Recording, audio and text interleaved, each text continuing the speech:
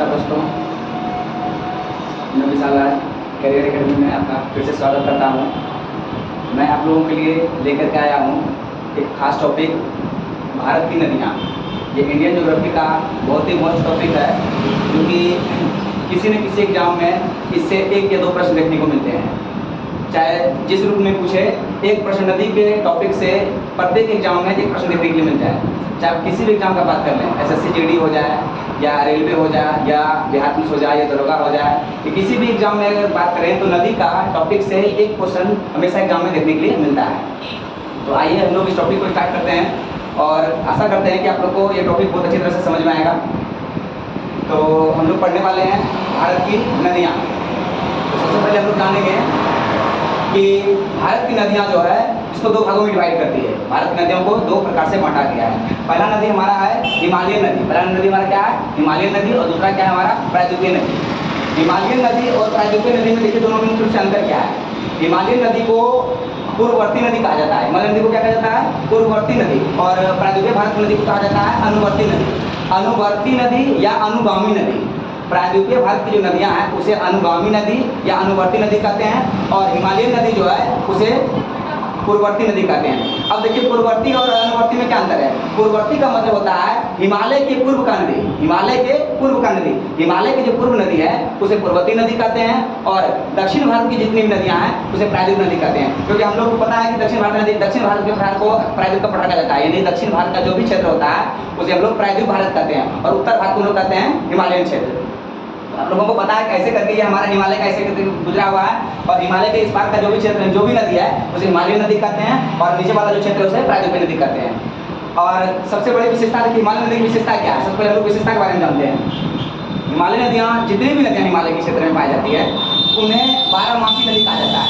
प्रश्न पूछा जाता है कि हिमालयन नदियों की क्या क्या विशेषताएं होती है, तो इसको पूछने का बहुत सारे तरीके हैं। तो हम लोग जान लेंगे, इस वीडियो के माध्यम से जानेंगे कि हिमालय नदी की विशेषता क्या है। हिमालय नदी की विशेषता ये होती है कि ये जो है इसमें वर्षा जो होती है, वर्षा से भी पानी जमा हो जाता है, और हिमालय के बर्फ के पिघलने से भी पानी जमा होता है। यानी कहने का मतलब कह सकते हैं हिमालयन नदियों में जितनी भी नदी आती हैं सब में वर्षा का मात्रा, वर्षा का पानी और बर्फ का पानी दोनों जमा होता है, इसलिए इसमें सालों भर पानी इसमें मौजूद होती है। इसलिए इसको कहते हैं 12मासी नदी। क्या कहते हैं इसको? 12मासी नदी। हिमालयन नदी को कहते हैं 12मासी नदी। दूसरे शब्दों, दूसरे रूप में इसको कह सकते हैं सतत वाहिनी नदी। क्या बोलते हैं इसको? सतत वाहिनी नदी। 12मासी नदी कहा जाता है, इसको सतत वाहिनी नदी कह सकते हैं, और इसको सदा निरा भी कहा जाता है। हिमालयन नदी, हिमालयन के क्षेत्रों में जितनी नदियां हैं इनको दो तीन तरह के नामों से जाना जाता है। 12मासी नदी, सतत वाहिनी नदी और सदा निरा नदी कहा जाता है इसको। इसकी विशेषता समझ में आ गया। दूसरा नंबर में इसमें जो पानी जो होता है ये हमेशा वर्ष भर भरी होती है। इसमें वर्षा का भी पानी जमा होता है और वर्ष का भी पानी जमा होता है। दूसरा नंबर में क्या है विशेषता इसका कि हिमालयन नदी, जितनी भी हिमालयन नदी है सब के सब डेल्टा निर्माण करती है। सब के सब क्या करती है? डेल्टा का निर्माण करती है। जबकि प्रायद्वीपीय भारत की कुछ नदियां ऐसी हैं जो कि डेल्टा का निर्माण नहीं करती है, लेकिन हिमालयन नदी जितने भी हैं सब के सब डेल्टा का निर्माण करती है। ये इसकी सबसे बड़ी विशेषता है। इसके बाद हिमालयन नदी में क्या देखने के लिए मिलता है कि इस नदियाँ, इनमें से जो जितनी भी नदियाँ हैं सब के सब अपने मुहाने तक जाती है। कुछ कुछ ऐसे नदी हैं जो कि रास्ते में भटक जाती है। अब हम लोग बात कर रहे हैं प्रायद्वीपीय नदी का। प्रायद्वीपीय नदी में, प्रायद्वीपीय नदी जितनी भी प्रायद्वीपीय नदी है उसकी सबसे बड़ी विशेषता क्या है? ये पश्चिम से पूर्व की ओर बहती है। सॉरी माफ कीजिएगा, ये जो है ना दक्षिण से उत्तर की ओर, दक्षिण से उत्तर की ओर, यानी कहने मतलब हमारा जो जितना भी दक्षिणी भाग है वो ऊंचाई पर है, और वो हमारा जो उत्तरी भाग है वो नीचे डाउन पे है, यानी कि नीचे एरिया में है। इस रेखा के जितनी भी नदियां हैं वो दक्षिण भारत नदी, यानी कहने मतलब प्रायद्वीपीय नदी जो भी नदी है ये दक्षिण से उत्तर की ओर प्रवाहित होती है। दक्षिण से उत्तर की ओर इसका प्रवाह होता है। यानी कह सकते हैं हम लोग कि दक्षिण भारत का जो क्षेत्र है वो ऊंचाई पर है, और उत्तरी भारत का क्षेत्र जो है नीचे है। दूसरी विशेषता क्या है कि इन नदियों में से कुछ ऐसे नदी हैं जो कि डेल्टा का निर्माण नहीं करती है, जैसे कि हमारा हो गया नर्मदा एवं ताप्ती। नर्मदा और ताप्ती ये प्रायद्वीप भारत की नदियां हैं जो कि डेल्टा का निर्माण न करके ये एस्चुरी बनाती है। तो एस्चुरी क्या होता है हम लोग समझ लेंगे, थोड़ा इसके आगे समझेंगे। सबसे पहले हम लोग ये जान लेते हैं इसकी विशेषता क्या है। दूसरा नंबर में कि इसमें जो नदियाँ, इनमें प्रायद्वीपीय भारत की जो नदी है इनमें जो वर्षा का पानी होता है सिर्फ वर्षा का पानी से इसमें जमा हो पाता है, और इसी वजह से क्या होता है इसमें सालों भर पानी नदियों में नहीं पाया जाता है। जब बरसात का मौसम आता है तो प्रायद्वीपीय भारत की नदियों में पानी देखने को मिलती है, और जब बरसात खत्म हो जाता है इन नदियों का पानी धीरे धीरे सूख जाता है, यानी कि कहीं कहीं देखने मिलता है, कहीं कहीं देखने के लिए नहीं मिलता है। प्रायद्वीप भारत की एकमात्र नदी कावेरी नदी है। प्रायद्वीप भारत की एकमात्र नदी कावेरी नदी है, जिसको कि सतत वाहिनी और सदानीरा नदी कहते हैं। क्यों? क्योंकि उसमें भी वो एक ऐसी नदी है, उसमें भी वर्ष भर वर्षा मतलब कि पानी होती है। कावेरी नदी में भी पानी की जो मात्रा होती है सालों भर मौजूद होती है। तो दक्षिण प्रायद्वीप भारत की एकमात्र नदी कावेरी है, जिसमें कि सालों भर पानी पाया जाता है। बाकी जितनी भी नदियां हैं उसको मानसूनी नदी कहते हैं। क्या कहते हैं उसको? मानसूनी नदी। मानसूनी नदी क्यों करते हैं? जब मानसून आता है यानी बरसात आती है तब उसमें नदी में पानी पाया जाता है, और जब मानसून खत्म होता है तो धीरे धीरे पानी उसका क्या होता है, धीरे धीरे विलुप्त हो जाता है, समाप्त हो जाता है। कहीं कहीं देखने के लिए मिलता है, कहीं कहीं देखने के जैसे जिस तरह से नदियों में पानी का बहाव होता है उस तरह से देखने के लिए वहाँ नहीं मिलता है। इसलिए दक्षिण भारत की नदी यानी कि प्रायद्वीप भारत की नदी को मानसूनी नदी कहा जाता है। तो आप लोगों को हिमालयन नदी और प्रायद्वीपीय नदी में दोनों में मुख्य रूप से अंतर भी समझ में आ गया होगा, और दोनों की क्या क्या विशेषताएं ये भी समझ में आ गया होगा। तो अब हम लोग जो है इस मैप के माध्यम से ये जानेंगे कि कौन कौन सी नदी का उद्गम स्थल कहाँ है, और कौन कौन जाके कहाँ मिलती है, और कौन सी नदी किस में जाकर के मिल जाती है। कुछ ऐसे नदी होती हैं जो कि डायरेक्ट जाकर के अपना बहाव को लेकर के वो जाकर के अपने मुहाने तक जाती है, वो डेल्टा निर्माण करती है। कुछ नदी ऐसा होती है, छोटी छोटी नदियाँ जो कि बड़ी नदी में जाकर के मिल जाती है, उसको बोलते हैं सहायक नदी। जब कोई छोटी नदी किसी बड़े नदी में जाकर के मिल जाए उसको बोलते हैं, उस बड़ी नदी का छोटी नदी को सहायक नदी कहा जाता है।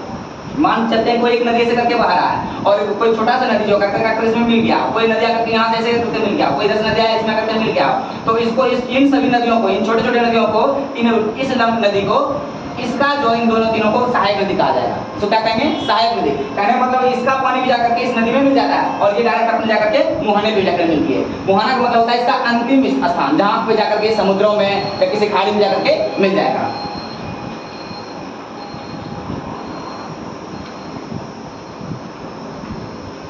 अब सबसे पहले हम लोग जानेंगे कि हम लोग हिमालयन नदी के बारे में पहले पढ़ेंगे, उसके बाद हम लोग प्रायद्वीपीय नदी के बारे में समझेंगे। हिमालयन नदी, इसमें कुछ कुछ खास नदियां लिखे हम लोग। नदी तो बहुत सारे हैं, लेकिन एग्जाम में जिससे प्रश्न पूछे जाते हैं हमने बस वही सब नदियों को इसमें कवर करने का कोशिश किया है।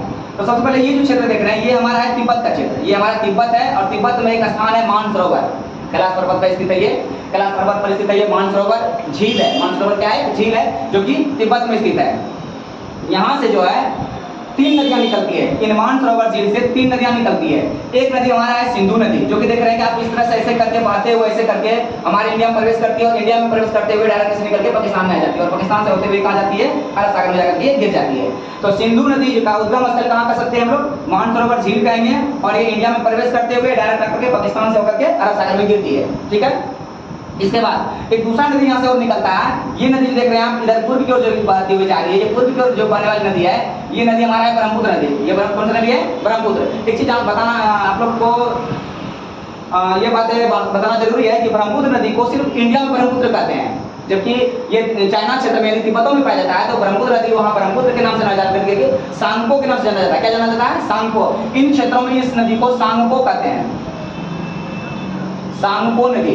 हम जो ब्रह्मपुत्र यहाँ लिखे हुए हैं, ये ब्रह्मपुत्र भारत के लिए है। भारत में जब ये प्रवेश करता है तब इसको ब्रह्मपुत्र कहते हैं। सांगपो नदी जब यहाँ से निकलता है सांगपो बनकर, यहाँ से बनकर निकलता है सांगपो, और सांगपो बनकर के ऐसे करके बहते हुए जब ये भारत के क्षेत्र अरुणाचल प्रदेश है, ये क्या है? ये अरुणाचल प्रदेश का एरिया है। अरुणाचल प्रदेश में ये प्रवेश करता है। अरुणाचल प्रदेश से लेकर के जब तक ये भारत में रहता है, यहाँ तक, यहाँ से लेकर के यहाँ तक का ये जो नदी देख रहे हैं भारत में प्रवेश करता है। तो भारत में इसको कहते हैं ब्रह्मपुत्र नदी। क्या कहते हैं इसको? ब्रह्मपुत्र नदी। और भारत में इसकी लंबाई टोटल कितनी है? 900 किलोमीटर। भारत में इसकी लंबाई 900 किलोमीटर, जबकि ब्रह्मपुत्र नदी अपने उद्गम स्थल से लेकर के अपने मुहाने तक का जो लंबाई इसका टोटल है 2900 किलोमीटर। यानी कि ब्रह्मपुत्र नदी जहां से निकलती है और अपने मुहाने तक लास्ट तक जाती है, उसकी टोटल लंबाई है तो 2900 किलोमीटर है, जबकि भारत में इसकी लंबाई कितनी है? 900 किलोमीटर है। तो आप लोगों को समझ में आया कि भारत में ब्रह्मपुत्र नदी की लंबाई कितनी है? 2900 किलोमीटर, जबकि ब्रह्मपुत्र नदी को तिब्बत में क्या कहते हैं? सांगपो। एक चीज देख लीजिए कि जब ये यहाँ से निकला सांगपो बन करके और ये भारत में प्रवेश किया, क्या बन गया? ये ब्रह्मपुत्र। और भारत से जैसे ये बांग्लादेश में प्रवेश करता है, ये हमारा एरिया जो देख रहे हैं ये इंडिया के नीचे वाला क्षेत्र, ये वाला ये बांग्लादेश है। तो जैसे ये ब्रह्मपुत्र नदी बांग्लादेश में प्रवेश करती है, इसको जमुना कहते हैं। क्या कहते हैं इसको? जमुना। हम देखिए यहाँ पे लिखे हुए हैं, ये ब्रह्मपुत्र नदी को बांग्लादेश में जमुना कहा जाता है। क्या कहा जाता है इसको? जमुना। ब्रह्मपुत्र नदी को बांग्लादेश में जमुना कहा जाता है। यानी एक नदी का 3-4 नाम। जब ये निकला यहाँ से, इस मानसरोवर झील से निकला, इसको सांगपो कहा गया। जब भारत में प्रवेश किया इसको ब्रह्मपुत्र नदी कहा गया, और जैसे ही बांग्लादेश में प्रवेश किया इसका नाम क्या हो गया? जमुना। यानी एक नदी का 3 नाम, पहले सांगपो, फिर इंडिया में प्रवेश किया तो ब्रह्मपुत्र, और जैसे बांग्लादेश में गया तो उसको कहा गया? जमुना कहा गया। तो ब्रह्मपुत्र नदी के बारे में आप लोगों को समझ में आ गया होगा कि ये मानसरोवर झील से निकलती है और कहाँ गिरती जाकर के? बंगाल खाड़ी में। ये जाकर के बंगाल खाड़ी का एरिया जो देख रहे हैं, ये डायरेक्ट ऐसे करके बंगाल खाड़ी में गिर जाती है। अरुणाचल प्रदेश से एक और नदी निकलती है, इसका सहायक नदी है ये। इस नदी का नाम है स्वर्णगिरी। ये जो नदी देख रहे हैं ब्रह्मपुत्र नदी का एकमात्र सहायक नदी है जो कि अरुणाचल प्रदेश में है, वो है स्वर्णगिरी नदी। कौन सी नदी है? स्वर्णगिरी। प्रश्न पूछा गया है कि स्वर्णगिरी नदी जो है किस नदी की सहायक नदी है? तो स्वर्णगिरी नदी ये जो देख रहे हैं ये वाला, ये नदी स्वर्णगिरी नदी, ये स्वर्णगिरी नदी ये वाला है, ये ऐसे करके ब्रह्मपुत्र में मिलती है, तो ये ब्रह्मपुत्र की सहायक नदी जो कि अरुणाचल प्रदेश में पाया जाता है। इसके बाद हम लोग दूसरा, पहला हो गया सिंधु नदी, दूसरा हो गया ब्रह्मपुत्र नदी। अब तीसरा जो हमारा ये जो देख रहे हैं ऐसे नीचे से होते हुए ये नदी देख रहे हैं, ये ऐसे आकर के ऐसे होते हुए पंजाब से क्रॉस करते हुए आ जाकर के सिंधु नदी मिल जाती है, और ये नदी है सतलुज नदी। क्या नदी है? सतलुज नदी। सतलुज को सतलज भी कहते हैं, और ये राजस्थान से होते हुए पंजाब में प्रवेश करती है, और पंजाब में आकर के ऐसे करके ये पाकिस्तान में चली जाती है, और पाकिस्तान में जाकर के सिंधु नदी में मिल जाती है। यानी सतलुज नदी जो है डायरेक्ट जाकर के अरब सागर में नहीं गिरती है, ये जाके कहाँ मिल जाती है? सिंधु नदी में। तो तीन नदी देखिए हम लोग क्या क्या, एक हो गया सिंधु, दूसरा क्या हो गया ब्रह्मपुत्र, तीसरा क्या हो गया सतलज। ये तीन नदी, तीनों नदी का उद्गम स्थल कहाँ हो गया? मानसरोवर झील तिब्बत, मानसरोवर झील तिब्बत जो कि चाइना का एरिया है। इसके बाद हम देख रहे हैं कि इन क्षेत्रों में हम 3-4 नदी और बनाए हुए हैं। ये नदी देख रही है जम्मू कश्मीर में झेलम है, ये कौन सी नदी है? ऐसे करके झेलम होते हुए ऐसे करके पंजाब होते हुए पाकिस्तान में जाती है, और पंजाब में जाकर के ये सतलज नदी में आकर के मिल जाती है। सबसे पहले नदी सिंधु ऊपर से नीचे सिंधु निकला, उसके बाद ये जो नदी देख रहे हैं ये झेलम। सिंधु के नीचे जो हिस्सा देख रहे हैं ये लाइन, ये जो देख रहे हैं आप, ये है झेलम नदी। कौन सी नदी है? झेलम नदी। इसके बाद झेलम के जस्ट नीचे जो देख रहे हैं ये चिनाब नदी, कौन सी नदी है? चिनाब। ये चिनाब नदी भी पंजाब होते हुए ऐसे करके पाकिस्तान में जाती है, और जाकर के सिंधु सतलज नदी में मिल जाती है। इसके बाद ये रावी, रावी नदी भी जो ऐसे करके आती है, बहते हुए जाकर के ये पंजाब में प्रवेश करती है, और पंजाब में जाकर के पाकिस्तान में चली जाती है, और पाकिस्तान में जाकर के सतलज नदी में ये मिल जाती है। इसके बाद एक नदी आप देख रहे हैं, ये छोटा सा नदी जो देख रहे हैं ये ब्यास नदी है। क्या नदी है? ब्यास। ब्यास इंडिया में ही सतलज में मिल जाती है। ब्यास का जो क्षेत्र है वो इंडिया में ही रह जाता है, ये सतलज नदी में यहाँ मिल जाता है। यानी कह सकते हैं ब्यास जो है सतलज की सहायक नदी है। भारत में इसको देख रहे हैं हम लोग कि ब्यास जो है सतलज की सहायक नदी है। बाकी सबके सब सतलज में ही मिलता है, लेकिन ये इंडिया के बाहर जाके मिलता है, यहाँ पे मिल रहा है, यानी पाकिस्तान वाले हिस्से में मिलता है। तो हम लोग क्या देख रहे हैं, सिंधु नदी ऊपर से ऐसे करके भाग गया, और उसके बाद झेलम भाग गया, उसके बाद में चिनाब, उसके बाद में रावी, और ब्यास जो सतलज नदी में ही मिल गया। और ब्यास जो मिला ऐसे करके ऐसे पंजाब में आ गया। हम देख रहे हैं कि 1 2 3 4 5 ये 5 नदियां कौन कौन? झेलम, चिनाब, रावी, ब्यास और सतलज। ये पांचों नदियां जो है पंजाब में प्रवेश करती है। कहाँ करती है? प्रवेश करती है पंजाब में। और ये इसलिए पंजाब को 5 नदियों की भूमि कहा जाता है। पंजाब को 5 नदियों की भूमि, भारत का एकमात्र राज्य पंजाब है जो कि इसको 5 नदियों की भूमि कहा जाता है। ये 5 नदी कौन कौन से हो गए? एक हो गया झेलम, दूसरा हो गया चिनाब, तीसरा हो गया रावी, चौथा हो गया ब्यास, और पांचवा हो गया सतलज। ये 5 नदियां पंजाब से होकर के पाकिस्तान में जाती है, और पाकिस्तान आकर के सिंधु में जाकर मिल जाती है, और सिंधु से मिल करके कहाँ गिरती है? जाकर के अरब सागर में। यानी कह सकते हैं हम लोग कि सिंधु कहाँ गिरती है? जाकर के अरब सागर में। सतलज जाकर कहाँ मिलती है? पाकिस्तान में। ये सब नदियां जो है अरब सागर में गिरने वाली नदी होगी। प्रश्न कभी ये पूछा जाता है कि सिंधु नदी का उद्गम स्थल कहाँ है? सिंधु नदी कहाँ जाके गिरती है? तो सिंधु नदी मानसरोवर झील से निकलती है और अरब सागर में गिर जाती है। तो आप लोगों को समझ में आया होगा कि सिंधु नदी, झेलम नदी, चिनाब नदी, रावी नदी, ब्यास नदी, सतलज नदी, ये नदियां ऐसा करके, और ये नदियां जो है पंजाब से होते हुए पाकिस्तान में प्रवेश करती है। इसके बाद आप लोग देख रहे हैं यहाँ पे, ये है उत्तराखंड का एरिया। ये कौन सा एरिया है? उत्तराखंड का। उत्तराखंड में एक जगह है संतोपत पहाड़ी। क्या है? संतोपत पहाड़ी, और वो है अलकनंदा में। कहाँ है? यहाँ से कौन सी नदी निकलती है? अलकनंदा। कौन सी नदी निकलती है? अलकनंदा। अलकनंदा, और ये दूसरा जो देख रहे हैं भागीरथी नदी देख रहे हैं। अलकनंदा और भागीरथी, यहाँ से निकलता है अलकनंदा, ऐसे करके इधर आती है, और इधर से करके भागीरथी, इधर से अलकनंदा और इधर से भागीरथी, और दोनों ये जो मिलन स्थल देख रहे हैं इसका नाम है देवप्रयाग। इसका नाम क्या है? देवप्रयाग। आप लोग लिख लीजिएगा, जगह छोटा हम नहीं लिख पाए यहाँ पे। तो अलकनंदा इधर से आती है, इधर से भागीरथी आती है, दोनों मिलकर के देवप्रयाग में दोनों जाकर के मिल जाती है, और देवप्रयाग में इसका नाम पड़ जाता है गंगा। क्या नाम पड़ जाता है? गंगा। यानी गंगा का जो निर्माण हुआ है किसके संगम से हुआ है? अलकनंदा एवं भागीरथी। एक तरफ से अलकनंदा आई, एक तरफ से अलकनंदा। तो ये जो देख रहे हैं आप अलकनंदा और ये भागीरथी दोनों मिलकर के यहाँ का देवप्रयाग मिला, और देवप्रयाग से जाकर के क्या बन गया? ये गंगा। और गंगा यहाँ से बहते हुए हमारे यूपी से बिहार, बिहार से लेकर के पश्चिम बंगाल, पश्चिम बंगाल से बांग्लादेश, बांग्लादेश जाकर के ये जगह मिल गई ये जगह इसमें, और यहाँ का गंगा और ब्रह्मपुत्र दोनों मिलता है जाकर के जिस जगह पे ये जो एरिया देख रहे हैं बांग्लादेश में, एक साइड से आई हमारी गंगा और दूसरी साइड से आया हमारा ब्रह्मपुत्र। दोनों ये बांग्लादेश में जमुना कराया था, ब्रह्मपुत्र बांग्लादेश में जमुना, और गंगा बांग्लादेश में जैसे प्रवेश करता है इसका नाम है पद्मा। तो पद्मा और जमुना दोनों मिलकर जहाँ पे मिलता है, यहाँ से आगे जो बढ़ती है नदी आगे मिल करती है, इसको कहते हैं मेघना। इसको क्या कहते हैं? मेघना। तो गंगा के बारे में जान लेते हैं। तो गंगा में जो सहायक नदियाँ मिलती है, ये सबसे पहले ये देखिए यमुनोत्री पहाड़ी। उत्तराखंड में एक जगह है यमुनोत्री पहाड़ी। उत्तराखंड में एक जगह है यमुनोत्री पहाड़ी, और वहां से निकलती जो नदी उसका का नाम है यमुना। यमुनोत्री पहाड़ी से यमुना निकलते हुए ऐसे आकर के ये इलाहाबाद, जो कि अभी आधुनिक नाम इसका प्रयागराज हो गया है, पहले उसको इलाहाबाद कहते थे, अभी प्रयागराज हो गया। यमुना नदी यमुनोत्री से होते हुए बहते हुए आकर के ये इस तरह से इस दिशा में आते हुए यहाँ इलाहाबाद यानी कि प्रयागराज में आकर के गंगा में मिल जाती है। यानी कि हम लोग कह सकते हैं कि गंगा की सहायक नदी कौन सी हो गई, यमुना हो गई, क्योंकि यमुना नदी आकर के प्रयागराज में आकर के मिल गई गंगा से।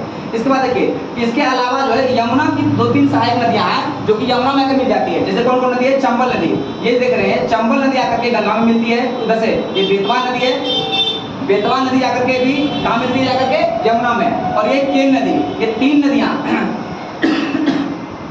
चंबल नदी, बेतवा नदी और केन नदी, चंबल, बेतवा, केन, ये तीनों जाकर के यमुना में मिलती है। इसलिए इसको कहते हैं कि यमुना की 3 सहायक नदियां, यमुना की 3 सहायक नदी, तो तीनों इंपॉर्टेंट नदी है, ठीक है। इसलिए हमने तीनों नदी, और भी नदियां हैं लेकिन ये 3 नदियां बार-बार एग्जाम में पूछा जा चुका है कि यमुना की सहायक नदी कौन कौन सी है, तो चंबल है, बेतवा है और केन है। ये तीनों आकर के यमुना में मिल रही है। और यमुना कहाँ जाकर मिल रही है, गंगा में। किस जगह मिल रही है, इलाहाबाद यानी कि प्रयागराज में। तो यमुना की सहायक नदी हो गई चंबल, केन, बेतवा, जबकि यमुना किसकी सहायक हो गई, गंगा की। गंगा में कहाँ जाकर मिला ये जगह मिल गया देवप्रयाग में, सॉरी प्रयागराज, जो कि इलाहाबाद पहले नाम, प्राचीन नाम इलाहाबाद और आधुनिक नाम क्या हो गया, प्रयागराज। अब ये यहाँ से गंगा बहते हुए हमारे जब बिहार में प्रवेश करती है, तो बिहार में ये जो नेपाल का एरिया दिख रहे हैं, ये जो क्षेत्र होता है ऐसे करके, ये नेपाल का एरिया है। तो नेपाल के एरिया से 3, 4, 5, 6 नदियां जो हमारे गंगा में प्रवेश करती है वो बिहार में होते हुए, जिसमें से हमारा जैसे कौन कौन नदी हो गई, हमारी कोसी हो गई, घग्गर हो गई, गंडक हो गई, बागमती हो गई, 5-7 नदियां ऐसे हैं जो कि हमारे गंगा में आकर के बिहार में प्रवेश करती है। तो याद रखना है कि कौन कौन सी नदी, कोसी नदी, घग्गर नदी, गंडक नदी और बागमती, ये 4-5 नदियां जो हमारे बिहार में गंगा में आकर प्रवेश करती है। 5-6 नदियां जो है इंपोर्टेंट नदियां हैं, और भी नदी है जो कि प्रवेश करती है, लेकिन हम लोग ये 3-4 नदी के बारे में जानेंगे। तो इधर से देख रहे हैं एक नदी हम लोग यहाँ बीच में ये बनाए हुए गंडक नदी। कौन सी नदी है, गंडक नदी, जो कि हिमालय यानी नेपाल में जो हिमालय वहाँ से निकलते हुए करके बिहार में मिलती है। और इधर से यहाँ से देख रहे हैं एक नदी ऐसे करके जो गई है यहाँ पे ऐसे करके, ये सोन नदी। ये कौन सी नदी है, सोन नदी। तो सोन नदी और गंडक नदी दोनों जाकर के एक ही जगह पे मिलता है। नेपाल के एरिया से आता है गंडक नदी, और इस साइड से पश्चिम दिशा से यानी इस दिशा से आकर के दक्षिण से ऐसे होते हुए आकर के ये पूर्व दिशा में आकर के एक नदी मिलती है। इस नदी का नाम है, इस जगह पे जाकर मिलती है, इसका नाम है सोन। तो सोन एक साइड से सोन गया, दूसरी साइड से गंडक आया। तो एक तरफ से सोन, एक तरफ से गंडक, दोनों जिस जगह पे मिलता है उस मिलन स्थल का नाम पड़ गया पटना, यानी इसको लोग बोलते हैं पाटलिपुत्र। क्या बोलते हैं, पाटलिपुत्र। यानी अभी जो आधुनिक में पाटलिपुत्र के पटना जो कह रहे हैं, तो पाटलिपुत्र जो बना हुआ है वो सोन एवं गंडक के संगम पर, सोन एवं गंडक के संगम पर बसा हुआ शहर कौन सा है, पटना। प्रश्न बहुत बार पूछा गया है कि पटना शहर किसके नदी के, किन 2 नदियों के संगम पर बना है। तो ये हो गया, एक तरफ से गंडक आ गया, एक तरफ से हमारा सोन आ गया, और इस जगह पर यही शहर हमारा जो यहाँ से शहर दिखता है, ये शहर है पटना। इसके बाद ये जो सोन नदी जो निकला, कहाँ से निकला, ये अमरकंटक पहाड़ी। कहाँ से निकला ये, अमरकंटक। मध्य प्रदेश में एक पहाड़ी है अमरकंटक पहाड़ी। अमरकंटक पहाड़ी से 3 नदियां निकलती है, तीनों नदियां बहुत इंपॉर्टेंट है। कौन कौन सी नदी है, सोन नदी, एक नदी देख रहे हैं नीचे साइड आया महानदी, और तीसरा नदी है नर्मदा नदी। तो सोन नदी, महानदी और नर्मदा नदी, ये तीनों नदी का उद्गम स्थल कहाँ हो गया हमारा, अमरकंटक पहाड़ी, जो कि मध्य प्रदेश में। तो ये तीनों नदियां का उद्गम स्थल, एक देखिए यमुनोत्री से बताया यमुना नदी, और संतोपत पहाड़ी से अलकनंदा, इधर से आए हमारे भागीरथी, और ये हमारा अमरकंटक से निकल गया 3 नदियां, नर्मदा नदी, महानदी और सोन नदी। इन तीनों नदियां जो है तीनों 3 दिशा में बह के चली गई। एक हमारा आगे पश्चिम दिशा की ओर, एक आगे हमारा पूर्व दिशा की ओर, एक हमारा आगे उत्तर दिशा की ओर। एक प्रश्न ये पूछा जाता है कि दक्षिण भारत से आकर के उत्तर दिशा में मिलने वाली एकमात्र नदी कौन सी है, तो सोन नदी।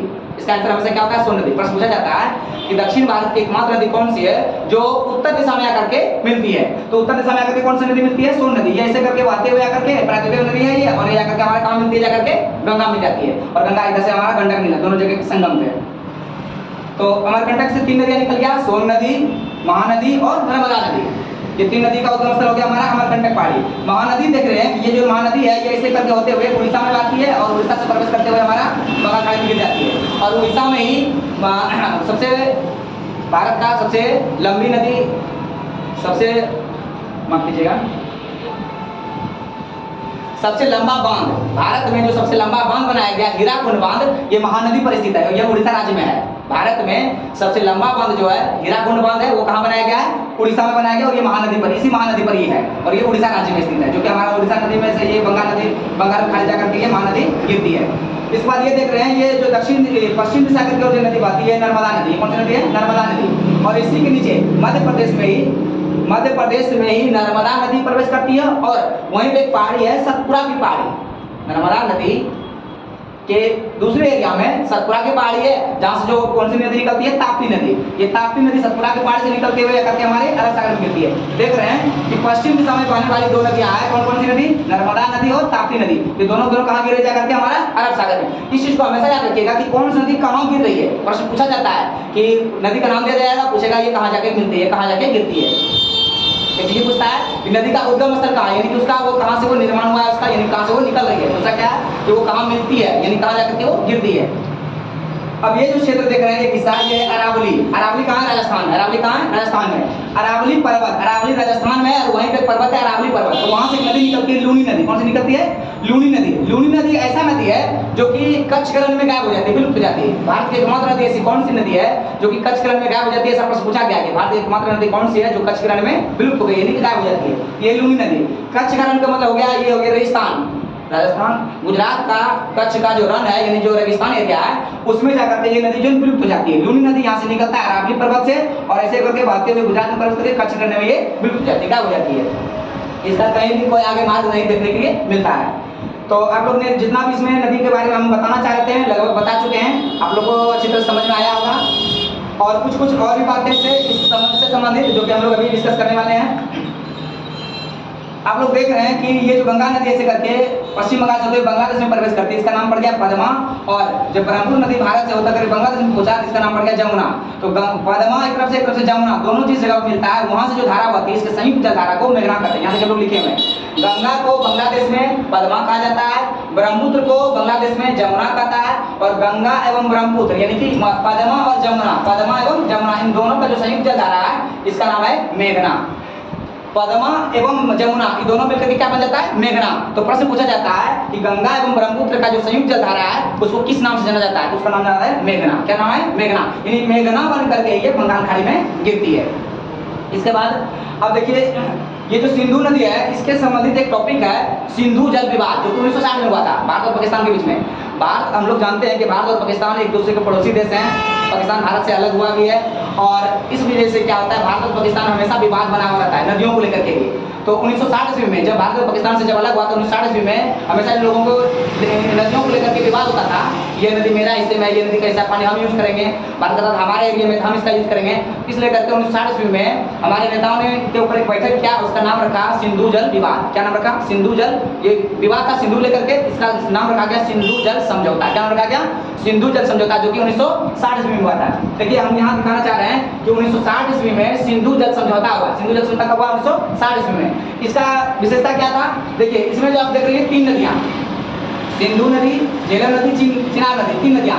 ऊपर की 3 नदियां सिंधु नदी, झेलम नदी और ये चिनाब नदी, इन 3 नदियों का जो है 1960 ईस्वी में बैठक के दरमियान में ये बात की गई कि सिंधु, झेलम और चिनाब, इन 3 नदियों का 80% जल जो है पाकिस्तान यूज करेगी, और इसका 20% हिस्सा जो है भारत इस्तेमाल करेगी। सबसे पहला बैठक का यही पॉइंट रखा गया कि सिंधु, झेलम, चिनाब, इन 3 नदियों का 80% हिस्सा कौन यूज करेगा, पाकिस्तान, और 20% कौन करेगा, भारत। इसका दूसरा इसका पॉइंट क्या था, इसके बाद जो 3 नदियां बची है कौन कौन, रावी, ब्यास और सतलज। रावी, ब्यास और सतलज, इन 3 नदियों का जो शेष नीचे 3 नदी बची, उन 3 नदियों का 80% हिस्सा भारत यूज करेगी और 20% हिस्सा पाकिस्तान। तो सिंधु जल समझौता पहला पॉइंट क्या हो गया हमारा कि सिंधु, झेलम, चिनाब, इसका 80% कौन इस्तेमाल करेगा, पाकिस्तान, और 20% जो शेष बचता है वो भारत उपयोग करेगा। दूसरा क्या है कि रावी नदी, ब्यास नदी और सतलज नदी, इस तीनों नदियों का जो है 80% हिस्सा कौन इस्तेमाल करेगा, भारत करेगा, और 20% हिस्सा कौन करेगा, पाकिस्तान इस्तेमाल करेगा।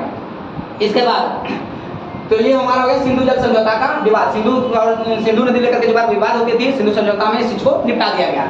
इसके बाद कुछ अन्य नदियां हैं जो कि भारत की, देखिए जैसे पॉइंट बनता है क्या, भारत की सबसे लंबी सहायक नदी कौन सी नदी है, यमुना नदी। अभी हम तुरंत बताएं कि भारत में जो यमुना नदी है गंगा की सहायक नदी है, और ये प्रश्न पूछा जाता है कि गंगा की सबसे लंबी सहायक नदी कौन सी है, तो यमुना नदी है। ये प्रश्न पूछा गया, एग्जाम में बहुत बार पूछा गया है कि भारत की सबसे लंबी सहायक नदी कौन सी है, यमुना नदी है। और यमुना की सबसे लंबी सहायक नदी कौन सी है, बेतवा नदी है। यमुना की सबसे लंबी सहायक नदी कौन सी है, बेतवा। जबकि गंगा भारत की सबसे लंबी नदी का बात करें सहायक तो गंगा, यमुना हो जाएगा जो कि गंगा नदी का है, और यमुना की सबसे लंबी सहायक नदी कौन सी हो गई, बेतवा, जो कि यमुना की है। अब कुछ अन्य नदियाँ ऐसे हैं जिनकी सहायक नदियों के बारे में हमने इसमें अपने नहीं दिखाया है, उसको हम लोग ऐसे ही डायरेक्टली समझ लेंगे। कुछ नदियाँ ऐसे हैं जो कि हम लोग इसमें नहीं दिखाए, जैसे कि कृष्णा नदी हो गया, दक्षिण भारत में हमारा तमिलनाडु, केरल, कर्नाटक, इन सभी राज्यों में बहुत सारी नदियाँ हैं, उसके बारे में यहाँ पे नहीं लिखे हुए हैं। इस बारे में कुछ नदियाँ लिखी हैं, जैसे कृष्णा नदी। कृष्णा नदी की सहायक नदी कौन कौन सी है? पंचगंगा है, कोयना है और घाटप्रभा है, ये 3 नदियां हैं। और भी नदी है लेकिन ये तीनों बहुत ज्यादा इंपॉर्टेंट है कृष्णा नदी की।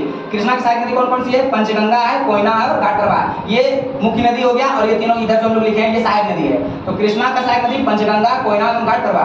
गोदावरी नदी की जो दक्षिण भारत की सबसे लंबी नदी, एक प्रश्न याद रखिएगा पॉइंट, कि दक्षिण भारत की सबसे लंबी नदी कौन सी है? तो गोदावरी नदी है। और गंगा जो हमारा उत्तर भारत में है। दक्षिण भारत की बात करेंगे तो दक्षिण भारत की सबसे लंबी नदी और दक्षिण भारत की सबसे पवित्र नदी गोदावरी कहा जाता है। दक्षिण भारत के लोग गोदावरी नदी को गंगा के समान ही उसकी पूजा करते हैं। तो गोदावरी नदी की सहायक नदी कौन कौन सी हो गई? वारधा नदी एवं तुंगभद्रा नदी। वारधा एवं तुंगभद्रा ये दोनों नदियां किसकी सहायक है? गोदावरी की। ब्रह्मपुत्र नदी जो हम विस्तृत बता चुके हैं कि ब्रह्मपुत्र की सहायक नदी कौन सी एकमात्र नदी है? स्वर्णगिरी। ब्रह्मपुत्र एकमात्र सहायक नदी कौन सी है? स्वर्णगिरी नदी है। तो आप लोगों को ये वीडियो अच्छा लगा होगा, आप लोगों को अच्छी तरह समझ में आया होगा। मैं जितना अपने तरफ से कोशिश किया कि आप लोगों को अच्छी तरह से इस वीडियो को समझा सकूं और मैंने प्रयास किया। आई होप आप लोगों को अच्छी तरह समझ में आया होगा।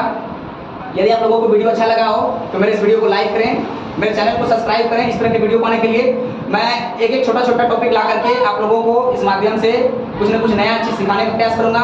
और मैं बताना चाहूँगा कि मैं RS अग्रवाल का जो मैथ है उसका पूरा फुल वीडियो मेरे चैनल पे अपलोड किया जाएगा। इसलिए करके मेरे वीडियोस को आप लाइक करें, मेरे चैनल को सब्सक्राइब कर लें और बेल आइकन को जरूर दबाएं ताकि मेरा वीडियोस का नोटिफिकेशन आपको मिलता रहे। तो जय हिंद, जय भारत। मैं आज की वीडियो यहीं पे समाप्त करता हूँ। धन्यवाद।